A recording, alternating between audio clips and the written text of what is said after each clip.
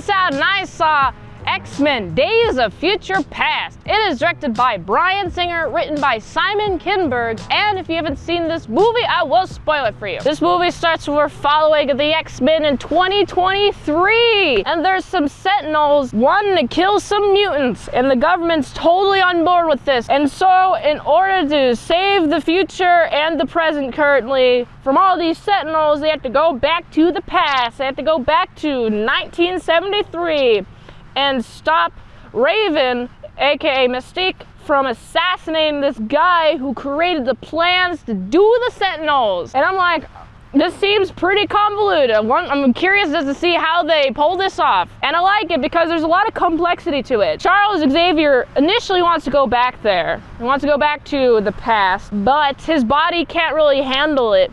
So Wolverine's like, you know, I'll do it. I can heal. I can go back to the past. And so he goes back to the past. He gets himself projected into his past body. And it's pretty cool, right? Because I like the tension of how this is set up. The tension is built in such a way where there's sentinels, they're coming, and they only have a limited amount of time before they can stop Raven from doing the assassination. And she seems to be not in a good spot with the X-Men currently. Also, it seems like the X-Men are kind of just scattered. It's also really interesting to see Charles Xavier in this point in life because he is taking the serum to make him walk, and it affects his abilities to think about anything or even just hear other people's thoughts. Basically, he can't use his powers. It's pretty much useless. And I'm like, man, I know how much you really want to walk. I don't know what it's like not to walk. He knows what it's like to walk and then lose his ability to walk. He's just trying to cling on to that. And it seems like this Charles doesn't really have a handle on his life currently. He's kind of depressed. He's drinking a lot. And also Eric is just there. And it seems like they're friends, but it's clear that they have different priorities in life. It's very interesting because it's a nice look at them when they were younger. And also what's cool is there's a part in the movie where we have Magneto is chasing after Raven and she is just trying to escape, and she gets a bullet shot at her in the coolest way imaginable. This is such a thing I could just remember because it was just so cool when I saw it. So he's not even holding the trigger. He did hold the trigger at some point, Magneto did, and then we have Xavier tackles him and he's able to control the gun firing mechanic, and then he just points the bullet down. He's controlling the bullet. And I'm like, this is so cool. And then when he gets the bullet into Raven's leg and he's able to control her with the bullet in her leg, I was like, that's really cool. But also there's some blood, her blood, left on the crime scene as they all flee. The media's like, who are these people? And we have this guy, right, with the sentinels. He's a really short dude. His name is Trisk, I think. Really short man. He's like, oh, we got some DNA from her. We can use this to stop the mutants.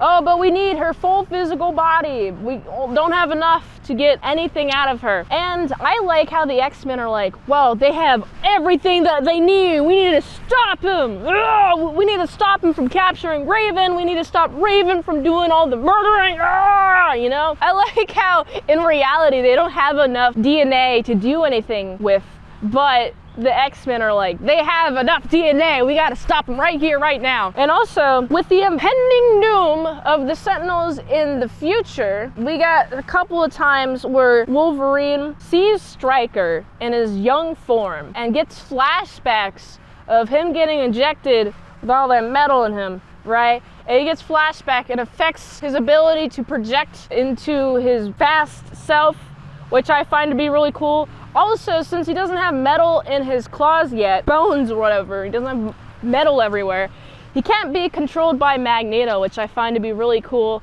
Very useful, especially since Magneto is on the mutant supremacy kick. I found it concerning.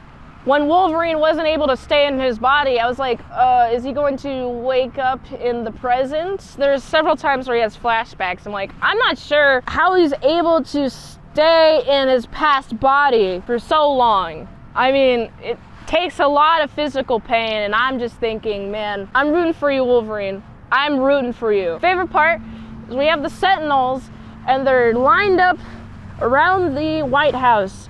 And it's, first of all, why would you have an outdoor press meeting? Okay, don't you ever learn from JFK? Dude, literally Magneto is the guy who killed JFK in universe. So you're gonna have an outdoor press meeting? And also look at this security theater where you just have like one metal detector, but like a bunch of fences that anyone could just hop. And also you could probably just go pew through the metal detector and like kill whoever you want. So this security theater is meaningless and it serves no purpose. What is going on here? But anyway, I really like this because they have all the sentinels and they're all here. And I like that when Magneto went to the shipping crates where they're at, he just takes a bunch of those train tracks and like weaves a bunch of metal in them. I'm like, whoa, this is so cool. And then Magneto just starts controlling them and starts having them shoot at people. I'm like, dude, this is awesome. But also you shouldn't be shooting at people, dude. And also he takes this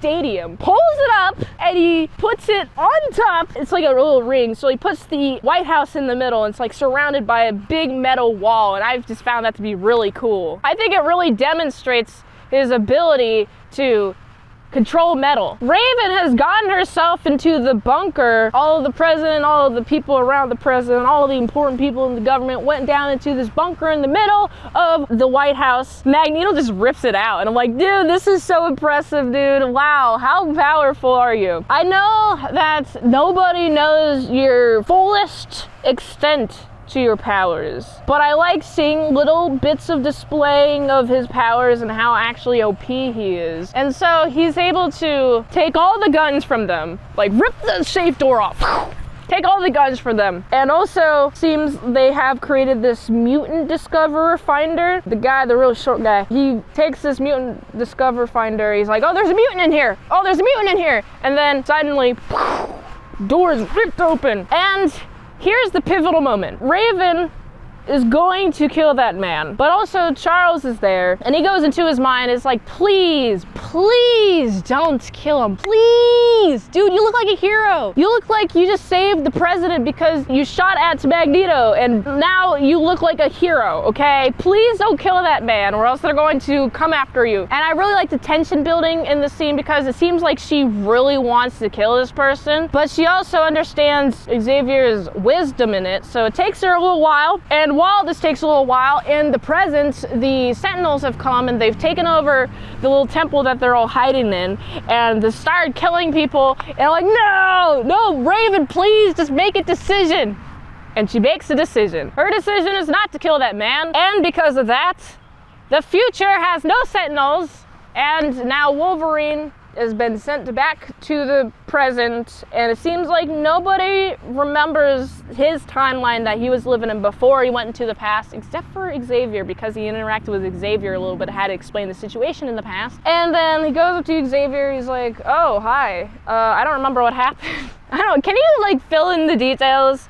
And Xavier's like, yeah, sure, amazing. And it's like a nice little happy ending, and I'm like, ah, I love it. Yes, they stopped the sentinels, they did it. I love it. Oh man, this is such a good movie. You know, walking into this movie, I was like, how are they going to do time travel right? And it seems like they did a really good job in a very convincing way, and I really enjoyed watching this movie, especially with all the tension. Not to mention the colors were great. I really like the vibrant colors in this movie. And also I noticed that like with the flashback scenes, there is a little bit more bright but a little less saturated. It kind of reminds me of a 70s vibe, versus the future had a very dark overtone, just like a lot of shadows, but it was a little bit more colorful. I like this movie a lot. What do you think of X-Men Days of Future Past? I gotta give this movie, it's a solid 7.7 out of 10. If you like this review, watch another one. The platform really likes that. If you want a fast track movie review, you can do that for $20 deals at patreon.com/ASEPresents. And if you'd like to help support the daily grindiness of all them daily movie reviews, go to this link tree, find the way you can help support the daily grind of all them daily movie reviews. So you can go here. And until next time on Mint Salad, I'll see you later to my salad croutons and bacon bits.